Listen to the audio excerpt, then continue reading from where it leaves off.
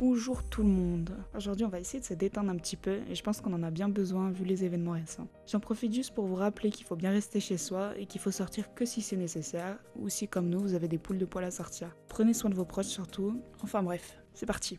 Le monde est touché par une pandémie résistante et effrayante. Nous sommes toutes et tous confinés chez nous, du moins pour les moins stupides d'entre nous. Des batailles ont lieu dans tous les supermarchés de France pour savoir qui va pouvoir prendre 15 litres de lait ou 35 rouleaux de papier toilette. Les policiers sont mobilisés pour établir des contrôles afin de vérifier le bon fonctionnement des règles. Nous sommes en profonde panique. Pour pallier à tout ça, nous avons besoin de votre calme et de votre bon sens, car nul n'est censé ignorer la loi.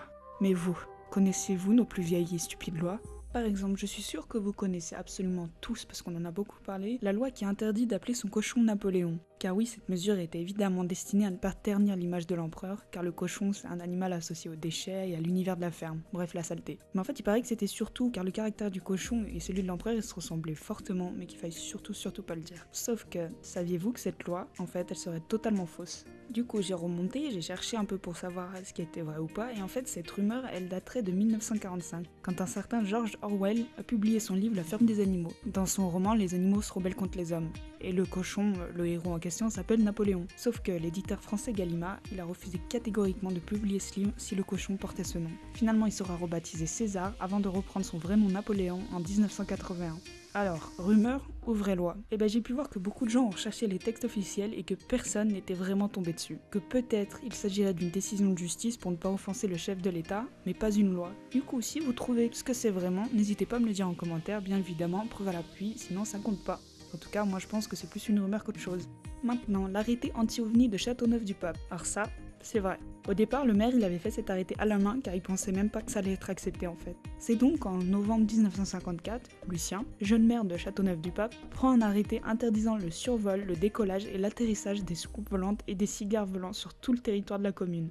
Chers amis extraterrestres, prenez garde. Si vous ne respectez pas cet arrêté, vous vous verrez verbalisé par le garde champêtre. Et votre engin sera aussi confisqué et remis à la fourrière. Cet arrêté un peu loufoque n'a jamais été remis en question et il est donc officiellement toujours en vigueur.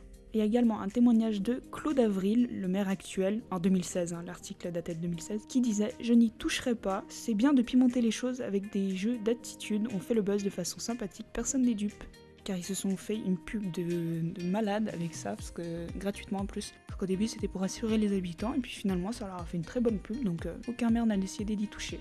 Alors ça c'est un de mes petits préférés, le président peut autoriser le mariage d'un oncle et sa nièce. À votre avis, c'est vrai ou faux ? Eh ben en fait c'est complètement vrai, oui. Certains ont le goût de l'inceste. Alors il faut savoir qu'il y a l'article 163 du Code civil qui interdit le mariage entre un oncle et sa nièce ou tante et son neveu. Sauf qu'on aime bien faire des lois un peu tordues, du coup l'article d'après, le 164, précise que le président de la République peut décider de lever cette interdiction pour des causes graves. Bien sûr, j'ai cherché quelles pouvaient être les causes dites graves et je suis pas tombée sur grand chose. En gros, j'ai juste trouvé qu'avant 2006, les filles pouvaient se marier à l'âge de 15 ans avec l'autorisation des parents, mais qu'après il y a eu l'article 144 du Code civil qui dit qu'il faut avoir 18 ans résolus. Ça aurait été pour éviter les mariages forcés.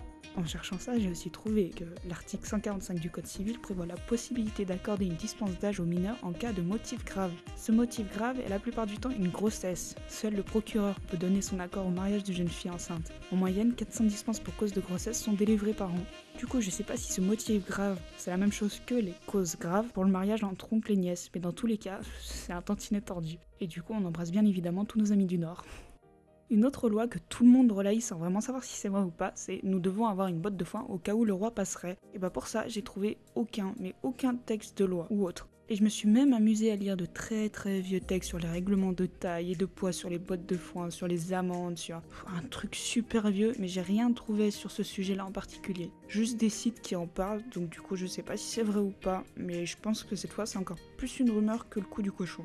Une autre plus d'actualité, enfin de notre époque, c'est aux clients de faire la pointe. Eh oui, désolé chérie, je pense que tu t'es trompée. Car oui, tu me répètes souvent que si tu veux, tu peux refuser les grosses sommes. Sauf que, en fait, selon l'article L112-5 du Code monétaire et financier, en cas de paiement en billets et pièces, il appartient au débiteur de faire la pointe. C'est pourquoi un commerçant peut très bien refuser d'encaisser un billet de 100 ou 500 euros pour un achat de quelques euros. Bon d'accord, jusque-là tu as raison, mais attends la suite. Parce que le code pénal n'est pas d'accord sur ce point. L'article R642-3 indique que le fait de refuser de recevoir des pièces de monnaie ou des billets de banque est puni de l'amende prévue pour les contraventions de la deuxième classe. Du coup, je pense que tu vas devoir continuer d'accepter les billets de 50 € pour un achat à 2 €, désolé. Et juste comme ça fait pas trop mal d'avoir tort. Et maintenant, si on prenait juste 5 minutes pour parler de l'Italie. Alors déjà, parce que j'en ai des origines. Eh oui, mon arrière-grand-mère a dû changer de nom pour venir en France, mais sinon elle s'appelait Elismetta Antonio. Mais aussi pour faire un hommage à tous les Italiens qui sont en grande souffrance actuellement et on leur souhaite toute la force et le courage du monde. Même si vous avez quand même de drôles de lois. Par exemple, à Milan, il est obligatoire de sourire en permanence, sauf aux enterrements, merci de le préciser. Et il est aussi interdit de manger un sandwich dans la rue.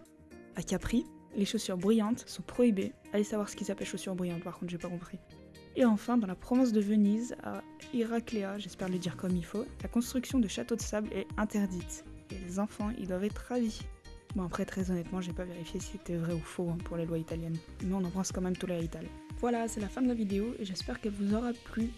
Encore une fois, ne sortez que si nécessaire. Lavez-vous les mains, toussez et éternuez dans votre coude et surtout prenez soin de vous. Vu qu'on est tous en confinement, si vous voulez que j'aborde un thème particulier qui vous tient à cœur, n'hésitez pas à me le dire, envoyez des mails, Twitter, Instagram, tout ça. Abonnez-vous, activez la cloche aussi. Et en attendant, je vous dis à très vite et surtout, portez-vous bien.